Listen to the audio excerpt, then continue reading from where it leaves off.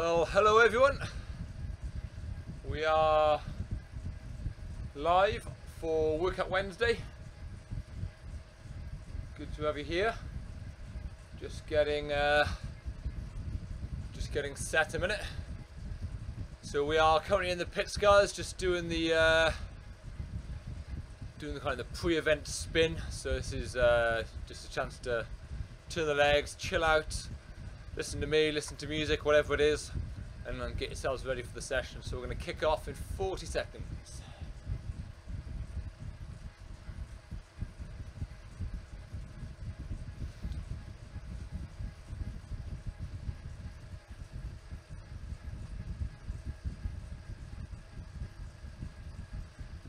Lovely. Right, so that's the view I'm going to give you today, guys.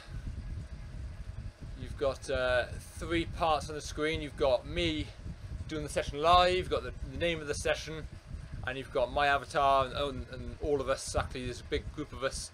Peloton will be viewed in the top left hand corner of this live stream. So here we go. So guys, I say Workout Wednesday today. Thank you for joining. And we're off. We are off. So guys, we got a 15-minute session for you today. That's gonna help develop our all-round sense of fitness and our aerobic base. I'll come on to that in a little bit more detail in a moment. But yeah, 15-minute session, and we're gonna work smartly throughout. So it's gonna be it's a very specific session, and every minute of it has got a purpose. So the first thing we're gonna do, which is really important, is just a nice steady warm-up. It's quite a long warm-up, and funny enough, we record Zwift coaching podcasts, and the latest podcast was actually talking about warming up and how important it is and why you should do it. So if that's of interest to you, you can check out the Zwift coaching podcasts on iTunes, SoundCloud and Podbean. There's some really cool, interesting stuff there. Again, we've recorded 6 episodes at the moment, and they're coming out every other Wednesday, so there's always new material coming out. But the last one we've done, as I said, was talking about the importance of a warm-up and why we should bother. And I guess the one interesting takeaway I took from that podcast was a warm-up really doesn't have to be that long. So if you think about, for those of you who've done a Zwift race, or those of you who've done any sort of competitive event really, how intense it is. But from the podcast, we basically concluded that you can go from sofa to being race ready in less than 10 minutes. And Kev Poulton, who also is on the podcast with me, he was saying as little as 7 minutes. I think Greg Henderson was arguing about 12 minutes, and I split the difference basically and gone for 10 minutes today, 10-minute warm-up. As long as in that 10-minute warm-up you are, elevating your heart rate, doing a few surges and effort, you are going to prepare your body for the demands of an intense race or training session, whatever it may be, such as today. So, gone are the days where, as a kid, I used to warm up. I spent a long time warming up, way too long. Looking back, 20 minutes, half an hour, and all it does is tire you out. I mean, as soon as and the intensity of warm up as well. You haven't got to warm up that hard. You haven't got to ride that hard. But what you do need is a couple of surges and just kind of increase your heart rate, really get that blood flowing, recruit all the different type 2 muscle fibers and the like. But you haven't got to spend a long time above threshold producing lactate, because as soon as you produce lactate in the warm up, you're gonna carry that fatigue and that acid into your that day for sure, and that muscle damage is gonna stay with you. So a warm up should be progressive. Start off nice and steady, getting slightly harder like this is, and a few little surges is not a bad idea either. So by surge I mean 5-6 second short effort, just to help get that blood flowing, help recruit all our muscle fibers and get them ready to perform really come event or training sessions. So guys, if you're watching this or listen to me, any questions, queries, fire them away in the comments section on Facebook, and I'll try and pick them up throughout this workout when I can, really, and amongst breathing really hard.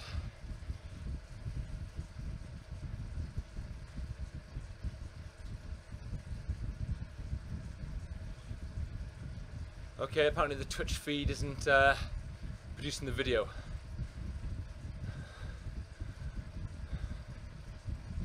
Just the mic towards you if possible, please. Okay, I'm going to pull the mic a little bit closer. I'm really multitasking here. Thank you, Mark, though, for pointing that out, because the last thing we want is poor audio quality. So hopefully that's a little bit better. Give me a yay or a nay. Much better. Good stuff, thank you. So guys, yeah, today is a session called Spiked Zone 3. So I'm pretty sure you can guess what the session's going to do, or going to entail. It's riding for 12 minutes at a time in Zone 3, but every 2 minutes we're going to produce a spike in effort. So riding in Zone 3 is, on its own, just riding constantly in Zone 3, is a very sustainable effort. It should feel, like a solid effort, but like you're definitely working, but you can sustain it for well over an hour if push comes to shove. So it shouldn't be too much of a strain. However, we're going to make it slightly more intense. So we're going to add another factor in to our Zone 3 today, and that is these spikes. Because if we're agreeing that we can ride at Zone 3 for well over an hour, we're not going to get too much stimulus and followed by adaptations from riding for 12 minutes in Zone 3. So we're going to, because we haven't got hours and hours to ride at Zone 3, we're going to do a shorter time period, only 12 minutes. We're going to chuck a few spikes in. And what these 10-second spikes do is they push you anaerobic for 10 seconds at a time. You'll suddenly recruit all those really important type 2 muscle fibers, or fast twitch fibers. You will go anaerobic, you will produce a little bit of lactic acid, and then you will not be given the opportunity to recover. So to kind of recycle that lactic acid fully with complete rest, you then step back into Zone 3. And that's where you teach your body to become efficient at dealing with lactic acid and recycling it and getting rid of it and the like. So just to go through the session again, we've got 12 minutes of Zone 3. Every 2 minutes, a little spike, only for 10 seconds. That'll inject a little bit of lactic acid into our legs, make it a little bit harder. And the sensations we'll feel will be kind of, heart rate will be kind of cyclical. Every 2 minutes, a little spike in our heart rate, spike in our perceived rate of exertion. There'll also be a spike in our power output. So guys, we've got 2.5 minutes left of the warm-up. Hopefully you're starting to feel moderately warm by now. Maybe got a little bit of a sweat on. If you have, that's good. And because this session is not too explosive in nature, so we're not doing, certainly not from the start, any flat-out sprints, hitting our max power output capacity. There's no need to do a really explosive, intense warm-up. So as I said earlier, 10 minutes progressive ramp warm-up is more than enough for today's session. If you were going to go into some short 6-10 second max effort sprints, then you probably would want to do some surges in your warm-up just to prepare you for the effort, but no need for today. And to translate this into the real world, this type of effort that we're going to complete in the session, so the Spike Zone 3, if we're riding in a group with friends on the weekend, in a Zwift ride, a sport heath, a race, whatever it is, very rarely do we end up riding at a very constant effort of zone 3. We may be travelling at a fairly constant speed, but our power is pretty all over the place. And we're constantly making these little micro efforts, micro surges to kind of just close the gap on the wheel a little bit, to move up slightly, out of a bend, just re-accelerate, up a little short steep climb, make a little effort. And that's what this session aims to develop your ability to do, is just make these frequent spikes in effort without it causing you too much trouble.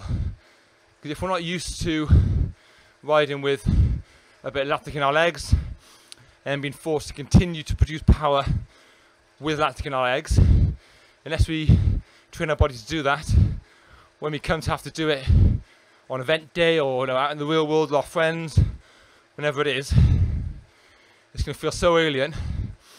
Ultimately, we'll struggle to do it. So, by practicing or by training, we will become better at making these little accelerations, making these little surges, and we become an all-round fitter athlete. So we've got a minute easy now, guys, before the first block of the main part of the session starts. And everything that we're doing today is all centered really around developing your aerobic base. This is your general conditioning, or what you'll feel it as is your general sense of fitness. So, and again, it's absolutely vital for all cyclists. You go out training or go out riding with a little group, and even the untrained athlete can make one or two efforts and do them pretty well. But it's your sense of fitness and your aerobic base that kind of carries you through a longer session, or a ride where you're required to make more than one or two efforts, and enable you to make those repeated efforts while still being able to recover to a certain extent. So guys, first block coming up, and we're straight into zone 3. Okay, starting with a spike actually.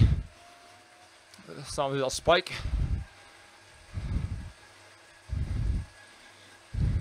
Okay, now guys, we're going to settle into our zone 3 for 2 minutes. So after that first spike there, it shouldn't be too taxing, this effort. You should at the minute be able to just sit there and absorb this workload, just to produce that power without too much trouble. So if you're sat there now thinking, whew, boy, I got 12 minutes of this left, I'm not sure how I'm going to fare. On the left hand side, there's 2 little arrows. Hit the down arrow, knock it down to 95% or so, and just be cautious, because this is the first of ultimately 24 minutes of effort in the session. So if you're struggling in the first minute, then that's a sure sign that your FTP is too high, maybe your zones aren't calibrated properly, or maybe you're just fatigued, tired from a heavy day's work. Perhaps your other half's been giving you jip. Whatever it is, if you're not on form today, then ultimately you're not on form. There's no point in battling through. You're better off being smart, make a smart decision, and just the intensity of the session to suit. And the other side of the coin, of course, if you're feeling really good, feeling quite fresh, and you can always hit the up arrow and make the intensity of the session a little bit harder. If you've had, an unplanned rest yesterday, and you're a little bit fresher than you anticipated, hit the up arrow and just get stuck into it a little bit more. So guys, that's the first 2 minutes complete. We're going to go into a little spike now. A little injection of power, not too much, but it will tip us anaerobic. A little short spike in, there you go.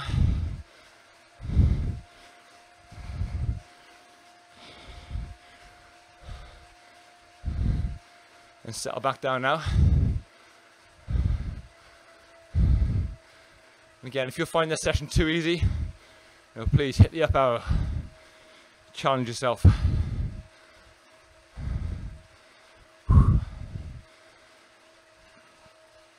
So for those of you who watch pro cycling, obviously got the Giro starting soon. I've been pretty out of touch with it, to be honest. Not really sure who the favourite is. I mean, I guess Chris Froome's got to be one of the favourites. That'll be interesting to see, though. Lovely, thank you, Paul, for the confirmation. You can hear me, which is good. There's a few of you saying, so thank you, Stephen, Monica, Andrea, Paul and Charles. Thanks for the confirmation. And I chose this session today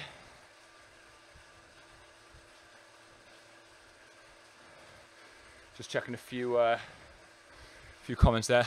I chose this session today because in the UK we're kind of entering the start of the competitive road season. I think a lot of Zwifters fall into that category where you're starting to race, and tendency is for riders to go through a series of phases in their training through the winter and the off season, because there's no distractions and it's easy to follow a structured plan. But then when the season starts, there's always a tendency to maybe do a little bit too much racing or a little bit too much resting as you feel tired from the racing, and maybe you want to try and perform in all these little races you do, and maybe you take your eye off the ball of the bigger picture. Little spike.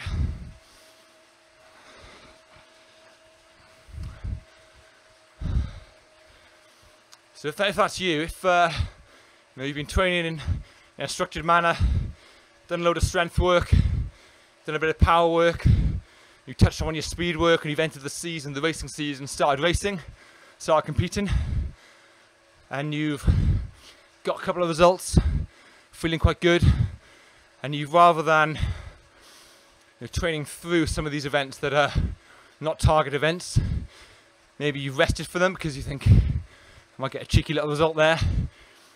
The chances are you may have neglected your aerobic base, and what will happen then if you spend too much time resting and then just training or racing really intensely, you get a quick spike in form, but that'll be short-lived.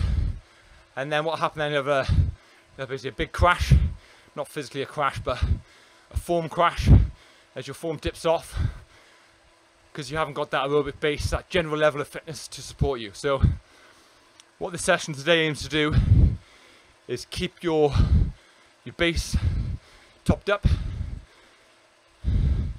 It can almost take you back to basics. Let's just get this general fitness session completed, on which you can then build upon with some other specific intervals. That's a real common mistake I think see people make. And if I had to say what the two most common mistakes, and when the season starts, people spend too much time top end. So maybe doing a bit too much racing, and in amongst racing they're resting, which is great, but also training top end as well. I know that's not sustainable week in, week out for 20 weeks of the summer. You do need an element of, you need to kind of keep an eye on developing your fitness, your endurance, your base, just so that you can kind of prolong your form for the length of the season.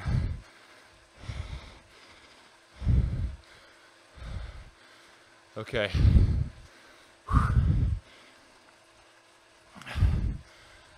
Another great session for developing your aerobic base, another favourite of mine, is riding at sweet spot. So top end of zone 3, a little bit harder than we're riding now, towards the bottom end of zone 4, but without the spikes. But you can do that for a good 12, 15, 20 minutes at a time. You can even do spiked sweet spot, which is like today's session but a little bit harder. There really is a whole variation of sessions that you can complete. So guys, minute 15 left of this current 2 minutes we're in, and then we've got another 4 minutes.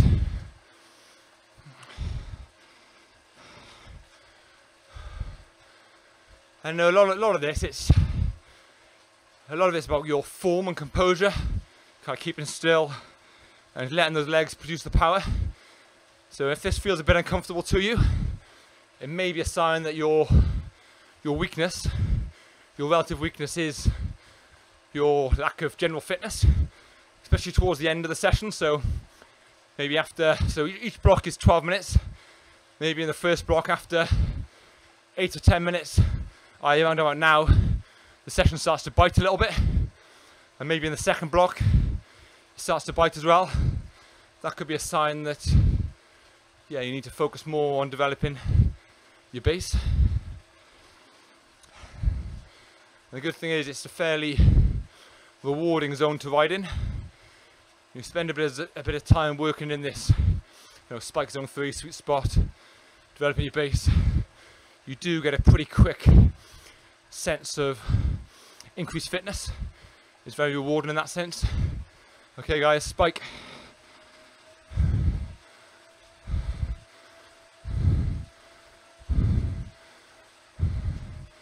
Good job everyone. Back into another 2 minutes. Whew. You can see you there, we're just going under the Prudential Ride London banner. So if you've completed that sportif, good on you, what an event. If you haven't completed it, it's definitely one to stick in your calendar one year. And it's quite competitive to get in. You think you've got to apply, just like the London Marathon, but I've done it once and it was a fantastic experience. And that's actually what this London Loop on Zwift is based on, the course.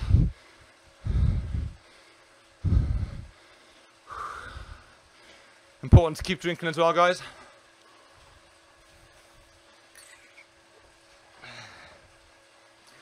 I'm always saying it about hydration, how much liquid you can lose, sorry.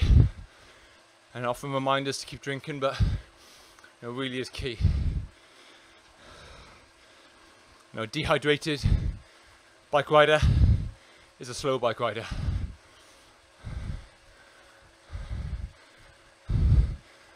Okay, 30 odd seconds left of this block, guys.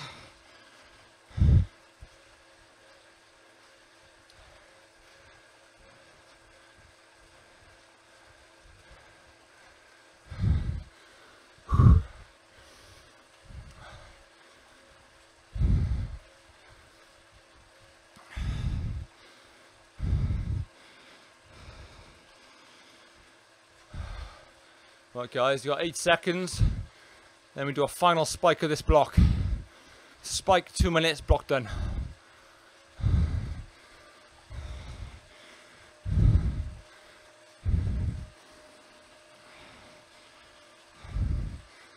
So hopefully guys, as you saw then, in that spike I just completed, it's not a big kind of shift in body position or effort.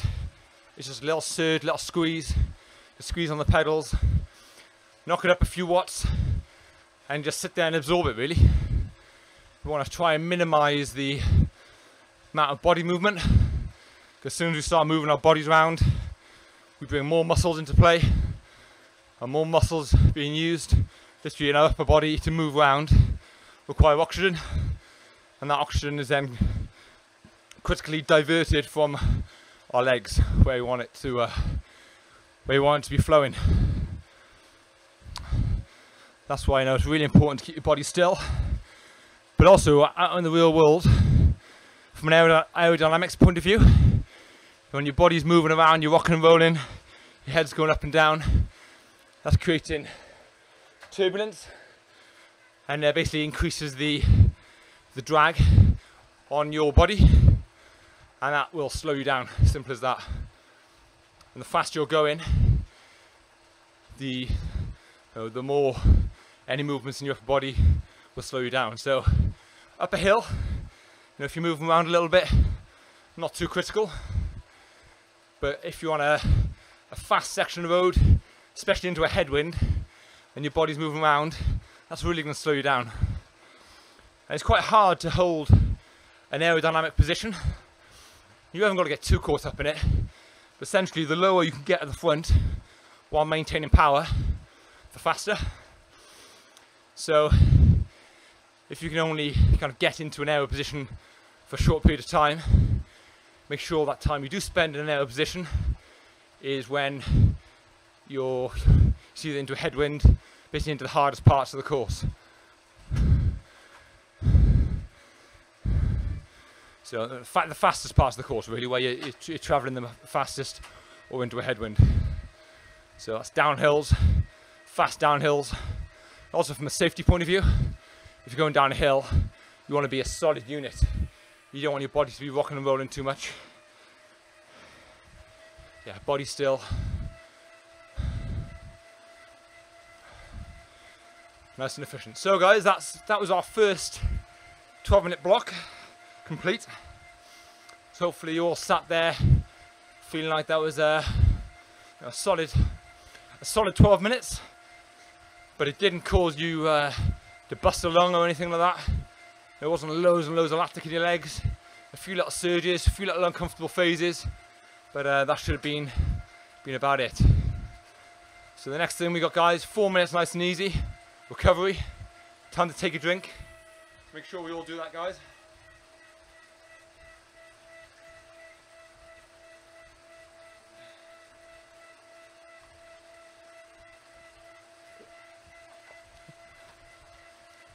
Andrew's throwing the gauntlet down there. Enjoyable set. Does that mean you're not being pushed hard enough?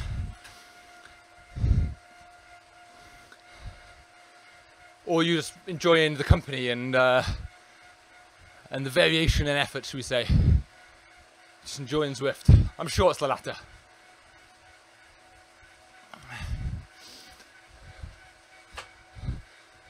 Yeah, it really shouldn't be an all-out long busting effort. You know, it's not every time you get on Zwift. It's not all about smashing ourselves.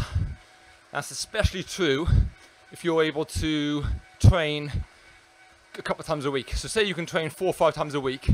You don't need to be getting on the turbo, or getting on Zwift, or going out on the road and smashing yourself every session. And you know, from a physiological training point of view, it's best to keep that variety in there. So some days are specific and intense, kind of a high intensity training session, a HIIT session, but other sessions are like today, developing your aerobic base, and more of an endurance general fitness session. And if you're unable to get out on the road for 2 or 3 hours to develop that endurance and that sense of fitness, this is a great substitute. So yeah, if you're limited to riding on Zwift 4 times a week, for example, I would probably say 3 of those sessions should be intense, really hitting your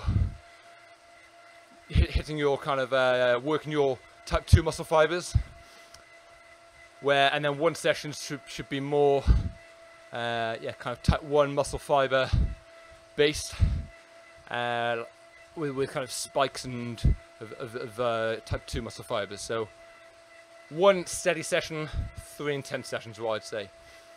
So yeah, I think someone just popped up then asking, is this session based on your FTP? And absolutely, every session in Zwift in workout mode is based off your FTP. So all our zones: zone 1, active recovery; zone 2, endurance zone that we can ride in for hours and hours at a time; our zone 3, the green zone, which is what a lot of this session involves riding around. You can ride in for well over an hour, hour and a half, maybe even 2 hours if push comes to shove. Zone 3. Zone 4 is our yellow zone, and that's threshold, and that's basically what we can sustain for an hour if we absolutely had to.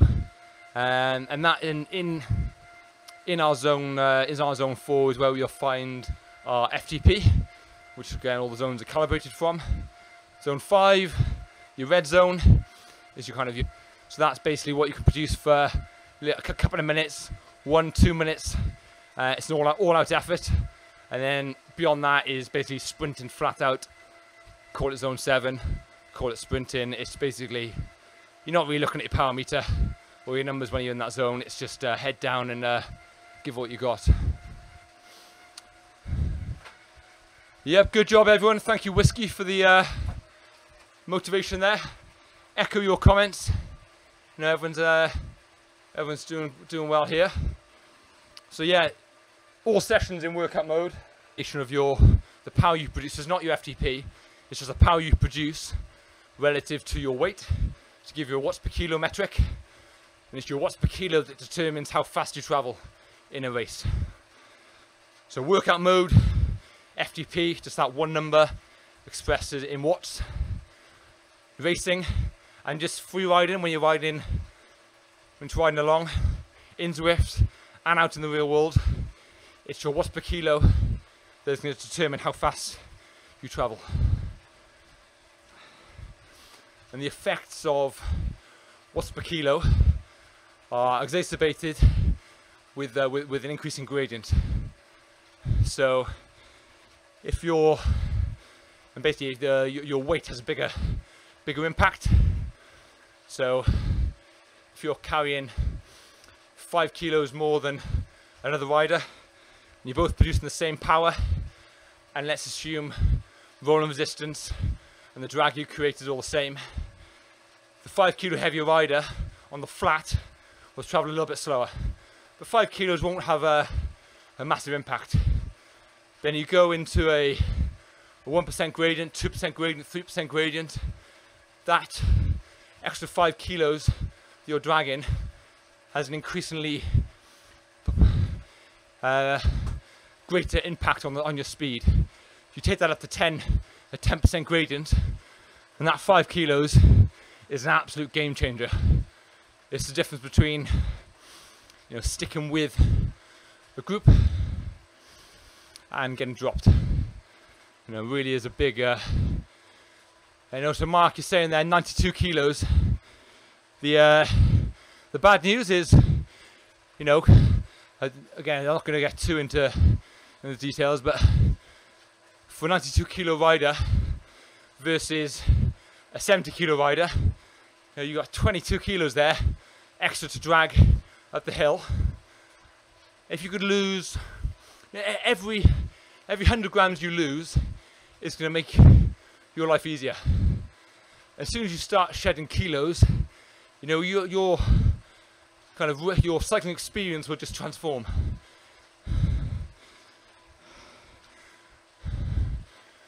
And obviously, I know you live in South Wales, Mark. We've got quite a few climbs around here. As I was saying, weight is even more important on the inclines.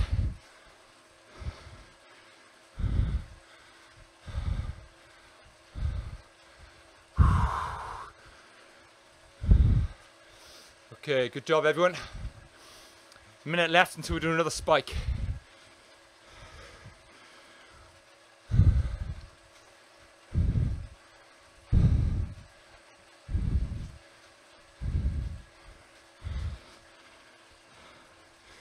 So if you want to go faster outside, you can become quicker 3 ways.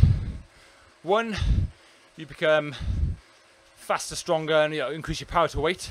So by training. So training's 1. 2 is by becoming more aerodynamic, and 3 is by becoming more efficient. So that's focusing on your pedaling stroke. So what I always say to people is, low cadence torque efforts, where you slow everything down to around 50 revs a minute, and you really focus. Okay guys, spike. You really focus on pedaling 360 degrees of the stroke, and recruiting all the different muscles in your legs around that whole stroke. You're going to then become a much more efficient pedaler and an efficient athlete. So you combine the 3 ways to become faster and better. You become stronger, and by training, I'll put losing weight into that category. Training, more aerodynamic. So just focus on kind of becoming more aero when it's a headwind, when you're on the front, and the like. And then it's technique as well, which you practice in training, but it's a separate point. And on the training point, you can either train and become stronger and fitter, or you lose weight, or you do both. And whether it's, what is the best thing to do for you? Should you lose weight, or should you try and increase your power? I guess it depends. If you're a really trained athlete and you're pretty lean, then you probably you got to do a little bit of both, but you're probably more the training side of things if you haven't got any weight to lose. If you're an untrained athlete but you're really lean, you train. If you're a trained athlete and you're carrying weight, you lose weight. And if you're an untrained athlete and you're carrying weight, you want to do a bit of both. But I would always start with train well.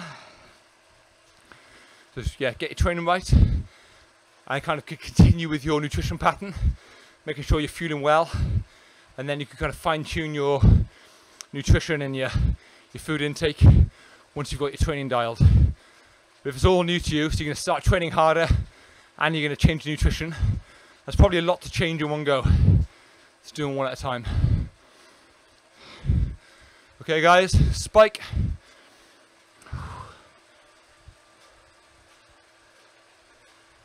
So Dave's asking how often to test FTP. So for me, you test too often, A, you won't see any improvements, any benefits.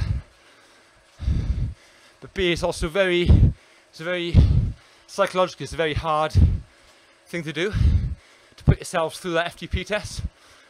So there's no right or wrong answer there.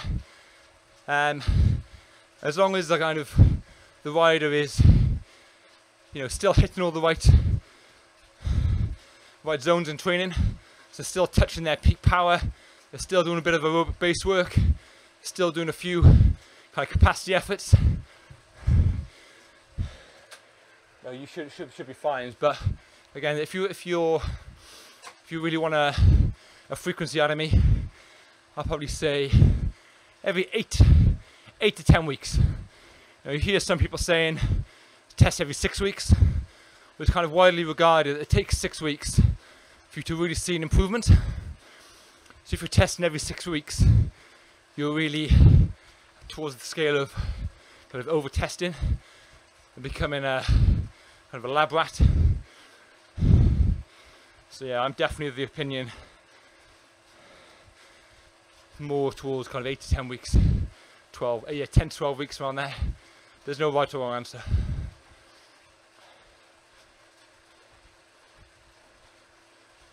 Bonjour Jocelyn. Bonjour. Pedro's saying I'm cool.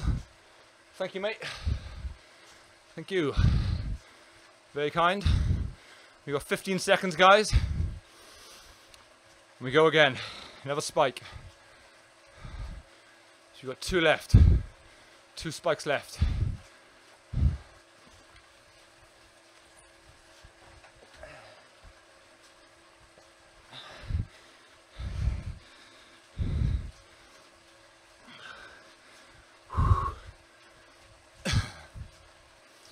Good job. Let's settle back into that zone 2 now.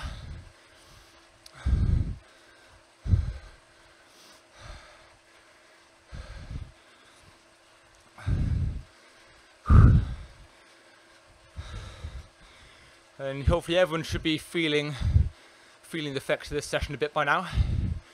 There we go, right on cue. Adam saying he feels it in the legs right now. Good. Now this is a creeper session, I'd call it, where the effort kind of creeps up on you. I'm sure at the start everyone was, it'd be easy to think this isn't too bad, I can do this, no problem. But we're completing 24 minutes of effort here, all in kind of a solid zone 3 aerobic base phase with 12 10-second spikes to zone 5. You piece all that together, that's going to cause a good amount of stress in your body, without overly fatiguing you. I mean, you should be able to train again the next day. But again, it all depends on what you've done the day before, what you've got planned, your current level of fitness, and the like.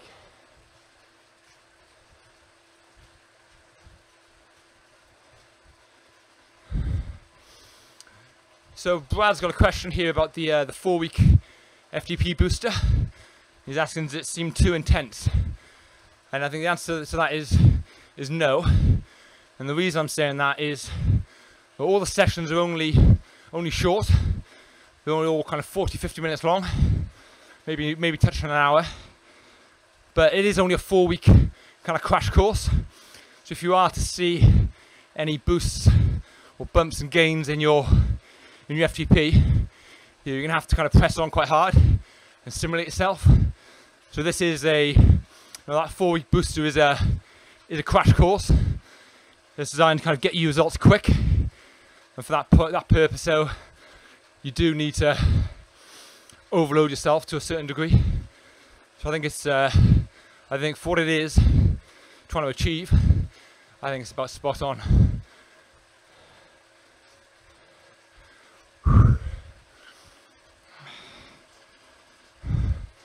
Good job, everyone. Good job.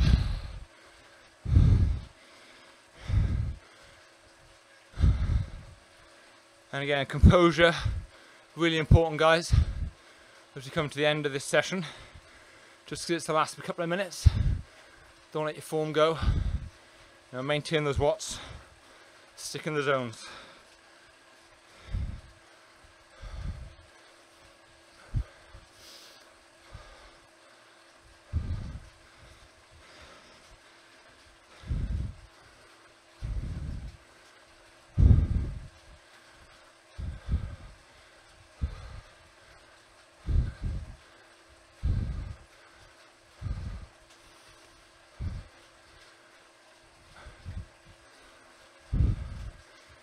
Okay, good job, guys. 40 seconds left. 40 seconds. Then you'll see on the left-hand side, we've got a little bonus coming up. And the good thing about that session, or that 4-week block, is it's repeatable.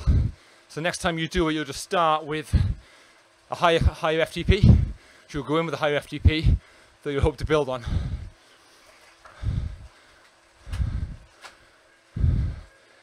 Okay guys, 2 easy minutes.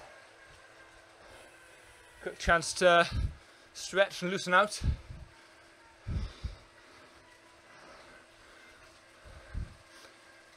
Yeah, so any of these sessions in FTP would remain constant. Oh. Make sure you're drinking, guys.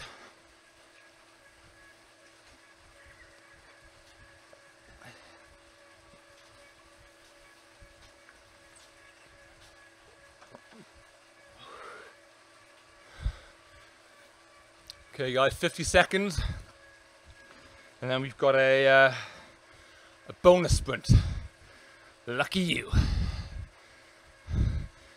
And this sprint is, I'm always, earlier I've been saying, it's not all about doing real intense efforts all the time, but a lot of efforts who aren't racing cyclists, completely neglect their top end work. And this is where you get the most bang for our buck, when we're recruiting our fast twitch muscle fibers. So I'm a big fan and advocate of kind of hitting our max peak power fairly frequently, so a few times a week. And an easy way to do that is to tag it onto the end of a session. Here we go.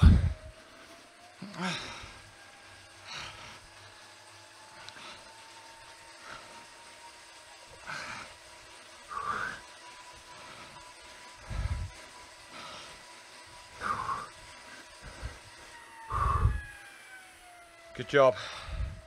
Good job. Had the old microphone in the way then, so I couldn't really get into my proper attack position. But as well, the ability to sprint well or produce a big effort is pretty different on tired legs compared to fresh legs. You know, fresh legs we can all try pretty hard and produce a relatively good power output for a couple of seconds, I'm sure. But when you've got tired legs, that effort feels very different, and it takes a lot more to kind of G yourselves up and to really get that power squeezed out. So I always think it's worth taking any opportunity you can to sprint on tired legs. So an easy way to do that is at the end of every session, or maybe not every session, but at the end of some sessions, just do a sprint. And as long as it's not a recovery ride, as long as you're not absolutely on your knees and you've got a hard session the next day, I don't think there'll be any harm or any negative kind of consequence of doing a sprint at the end of a session. I know that is indoors on Zwift, that is out on the road in the real world. Now, whenever you're riding your bike, at the end of a session, just chuck a short, sharp sprint in there. It's just going to give you a little bit of added stimulus, and yeah, hopefully leads you to be a slightly faster bike rider than if you didn't do these sprints. Because that's the difference. What it comes down to often is, you know, who's got that top end burst of power. You know, it could be over a minute, 2 minutes, 3 minutes, 5 minutes, 10 seconds.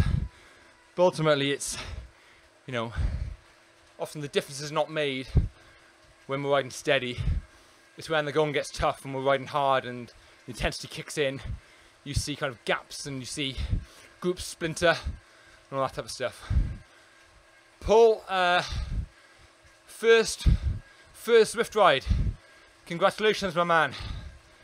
And what I feel honoured to have you join me for your first ride. Good man, thank you very much. Hopefully you'll join again. Hopefully you join me next week. Now this session here, guys, Workout Wednesday is yeah, every Wednesday, same time, same place. It's always around an hour. So today was 50 minutes. And the session's always specific. It's always got a specific purpose, trying to develop a specific attribute. So today was developing aerobic base.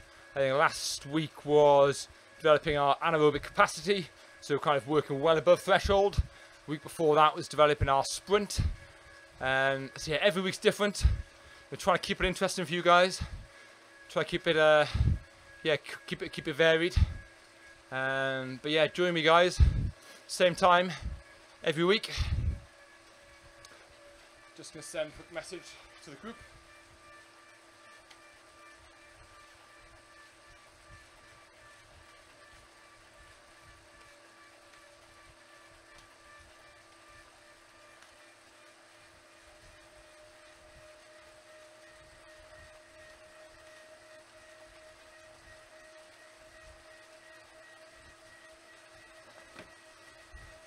Lovely. So yeah, guys, this has been Workout Wednesday. So we've got a minute left. So the next thing, or the last thing we're going to do now, guys, we're actually well in the middle of it, is cooling down. And this is equally as important as the warm-up. So you know, when we train, the process, what happens is we produce a lot of power. We try hard. Our muscles get broken down. So we damage our muscles. So directly after the session, we're going to be weaker than we were at the start, but then through the recovery process, our legs get stronger, and they will repair stronger than they were previous to the session, because they're saying to themselves, right, I know what's coming, you're going to do this again to me. I've got to be prepared for the demands that you place upon me. That's what your body's saying, and it prepares yourself by making itself stronger so it can cope with the effort next time. And it's just a continual process of breaking down the muscle fibers and repairing those fibers that makes us fitter. And yeah, obviously around that you need to fuel yourself well. Protein helps repair the muscles. So yeah, recovery is what it's all about. But guys, thanks for joining. Until next time, ride on.